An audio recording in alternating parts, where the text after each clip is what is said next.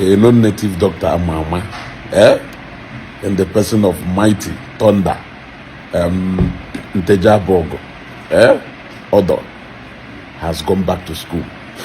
You know what I go? Owolu Egwu, Egwu. N'ife ndị udo gashi na Soludo capable of doing when she get back to school to go and study political science na Chukwuemeka Odumegwu University, Anambra State. Onya wifa ha na-ekwu a lot of ndị native doctor ye discover their talent and their cause na nke ikpeazụ a. Go the fear of 6 years imprisonment or option of fine of 20 million or both is going to make a lot of them to discover their talent. Nwobelo geketa inwere ike ịnụ na ekehite jena mụọ clearing. Go ịnụ na Okongwu bịa gbakpuo na Africa Coast. You feel me? Ịnụ na Jiki na anyasị trailer. Na iwa nwa na onwere ike oburu onions na n'ugwu Hausa. Akwa jecha apụta kịta o nwere ike mepe private school bido kụziwe nkụzi. You will see a lot of talent. You will see a lot of talent. Then mmụọ mmiri afụrụ anya na Nnewi nwere ike soro ndị egedege gbawa egwu. You will see a lot of talent coming out now. So Mighty discover go talent here. Owe shock oje go political science. Owe jụọ ya kere ife kpatalụ o ji wee jije go political science. Owe si na ọ na-eti anya n'ife ndị ọchịchị na-eme. Go owe shock oje go political science ka o wee maa ka ọ yesi wee tii his own quota to governance. Have you seen? Mana ọwụkwụ na ife o ji wee na-agụ political science wo o jecha apụta ka ọ maa na ọ ya ejezo ọchịchị.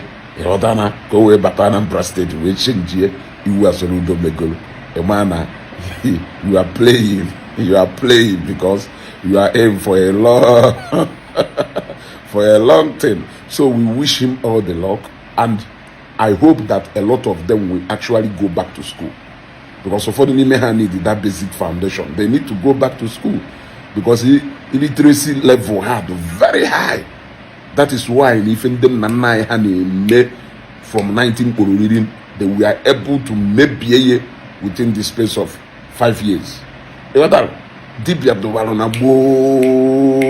Dibia as old as human being, but maybe within, although na Mighty, so Mighty but so far when they exhibit this kind of thing, exhibit. But if you go na okay no song well also,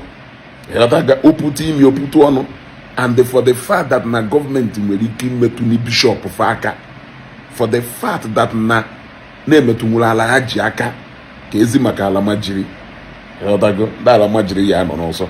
Makonya arrest wonye with the origin of every single thing on that name. If any ne fan name wonya ka na amuri anaka. Yodana o device ya means how we whoop up alternative means. Yodago so ke we name competition na ebonya hono. So now I am encouraging a lot of them to go back and discover what their core is. This is the right time. Zikwa na efisi pakapaka. Zikwa na efisi pakapaka. Ndị udo gashi na ndị ntita out were aka udo kupu uche genanya. Emeta hakwe n'ike okolobia.